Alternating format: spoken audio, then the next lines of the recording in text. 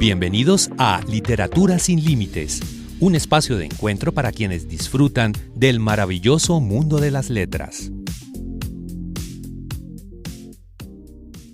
Una vez descartado lo imposible, lo que queda, por improbable que parezca, debe ser la verdad. Una frase muy curiosa, pero con una lógica tremenda, y aunque parezca una sentencia de coaching contemporáneo, quien la dijo originalmente fue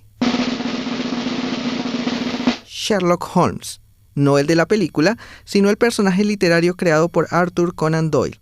¿Fue el primer detective literario? ¿Cómo funciona esto de la literatura policial? Todas estas preguntas serán resueltas conmigo, Hernán España, aquí, en Literatura sin Límites. Posiblemente ahora conozcamos bastante narrativa policíaca gracias al auge de las series televisivas como True Detective o CSI, entre otras, o películas como Enola Holmes. Pero para llegar a estos productos hubo un largo camino de crímenes por resolver e ingeniosos personajes que los resolvieran. La narrativa policíaca es un género narrativo cuya trama consiste generalmente en la resolución de un misterio de tipo criminal. Puede ser un asesinato, un chantaje, un robo y demás. El protagonista en este género es normalmente un policía o un detective, aunque puede haber excepciones. Este personaje, mediante la observación, el análisis y el razonamiento deductivo, consigue finalmente desentrañar todo el misterio del crimen, el cómo, por qué, quién. Aunque el nombre más sonado es Sherlock Holmes, la verdad es que no fue el primer detective literario. Antes de la década de 1840 se podría decir que hubo narraciones a lo largo de la historia en donde se presentaban estos elementos, un crimen y quien investiga hasta su resolución, como la tragedia de Edipo Rey, pero en estos casos el crimen no era el eje del relato y todo se centraba más en el drama de trasfondo. A comienzos del siglo XIX hubo 4 elementos que dieron pie al nacimiento del género. Primero, el interés de los lectores por las crónicas de crímenes. No se veía como un género culto, pero movilizaba a lectores. Segundo, la literatura del romanticismo y sus héroes que resaltaban valores propios de la época. Tercero, el uso de la razón y la ciencia para explicar fenómenos por encima de la superstición. Cuarto, la creación de cuerpos policiales y de investigación criminal, por ejemplo, Scotland Yard en Londres. Unimos todos estos ingredientes y ¡voilá! Edgar Allan Poe, en 1841, escribe Los crímenes de la calle Morgue y crea al detective por excelencia, Auguste Dupin, un individuo de gran intelecto y capacidad de observación y deducción por encima del individuo común y de las autoridades. Aquí un fragmento del citado libro en que el mismo Dupin habla sobre el crimen a resolver. Mucho me temo que la Gazette no haya logrado penetrar en el insólito horror del asunto, pero dejemos las necias opiniones de este papelucho. Yo creo que si este misterio se ha considerado como insoluble, por la misma razón, debería de ser fácil de resolver, y me refiero al outré carácter de las circunstancias. La policía se ha confundido por la ausencia aparente de motivos que justifiquen no el crimen, sino la atrocidad con que ha sido cometido. Asimismo, les confunde la aparente imposibilidad de conciliar las voces que disputaban con la circunstancia de no haber hallado arriba sino a Mademoiselle L'Espagnat, asesinada, y no encontrar la forma de que nadie saliera del piso sin ser visto por las personas que subían por las escaleras. El extraño desorden de la habitación, el cadáver metido con la cabeza hacia abajo en la chimenea, la mutilación espantosa del cuerpo de la anciana.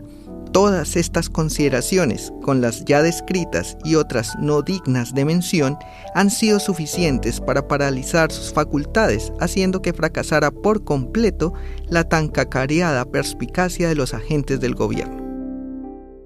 Por su parte, Sherlock Holmes aparece en 1887 en Europa, de la mano artística de Sir Arthur Conan Doyle, con una habilidad idéntica a la del detective estadounidense. En este fragmento de Estudio en Escarlata, él mismo habla de su habilidad. Tengo un oficio muy particular, sospecho que el único en el mundo. Soy detective asesor. Verá ahora lo que ello significa. En Londres abundan los detectives comisionados por el gobierno y no son menos los privados. Cuando uno de ellos no sabe muy bien por dónde anda, acude a mí y yo lo coloco entonces sobre la pista. Suelen presentarme toda la evidencia de que disponen, a partir de la cual, y con la ayuda de mi conocimiento de la historia criminal, me las arreglo decentemente para enseñarles el camino. Existe un fuerte aire de familia entre los distintos hechos delictivos, y si se denominan a la menuda los 1000 primeros, no resulta difícil descifrar el que completa el número 1001. En 1920 llega Agatha Christie, a quien se le catalogará como la reina del crimen, y con el misterioso caso de Styles crea el subgénero de la novela problema, es decir, deja que los lectores sigan las mismas pistas que el detective para que con el mismo conocimiento tengan la oportunidad de resolver el misterio antes de llegar a la conclusión, como un juego. Entre sus personajes más icónicos están el detective Hércules Poirot y la señorita Marple. A continuación, un fragmento de cómo describe Hastings, el narrador de El misterioso caso de Styles, al famoso detective belga. Poirot era un hombrecillo de aspecto fuera de lo corriente. Mediría escasamente 1,60 de altura, pero su porte resultaba muy digno. Su cabeza tenía la forma exacta de un huevo y acostumbraba a inclinarla ligeramente hacia un lado. Su bigote era tieso y de aspecto militar. La pulcritud de su atuendo era casi increíble. Dudo que una herida de bala pudiera causarle el mismo disgusto que una mota de polvo. Sin embargo, este curioso hombrecillo, que por desgracia y según pude observar cojeaba ligeramente, había sido en sus tiempos uno de los miembros más destacados de la policía belga. Como detective, su olfato era extraordinario y había obtenido resonantes éxitos ventilando algunos de los casos más desconcertantes de la época. Otro ramal del género se originó en Estados Unidos durante la primera mitad del siglo XX, después de la Primera Guerra Mundial, la Gran Depresión Económica y la organización del mundo criminal durante la época de la prohibición de alcohol. Se le llamó novela negra, y esta vez se salía de los ambientes tradicionales y se centraba en contextos urbanos, llenos de personajes marginados y delincuentes, corrupción a la orden del día y detectives no perfectos y que se presentan más como antihéroes que a veces acudían a las mismas técnicas que los delincuentes para resolver un caso. Aquí se destacaron autores como Raymond Chandler y Dashiell Hammett. Escuchemos el primer párrafo de cómo se introduce a sí mismo el detective Philip Marlowe en El sueño eterno, de Raymond Chandler. Eran cerca de las 11 de la mañana, a mediados de octubre. El sol no brillaba y en la claridad de las faldas de las colinas se apreciaba que había llovido. Vestía mi traje azul oscuro con camisa azul oscura, corbata y vistoso pañuelo fuera del bolsillo, zapatos negros y calcetines de lana del mismo color adornados con ribetes azul oscuro. Estaba aseado, limpio, afeitado y sereno, y no me importaba que se notase. Era todo lo que un detective privado debe ser. Iba a visitar $4 millones. Hasta ahora hemos hecho un recorrido por lo que podríamos llamar los precursores del relato policíaco.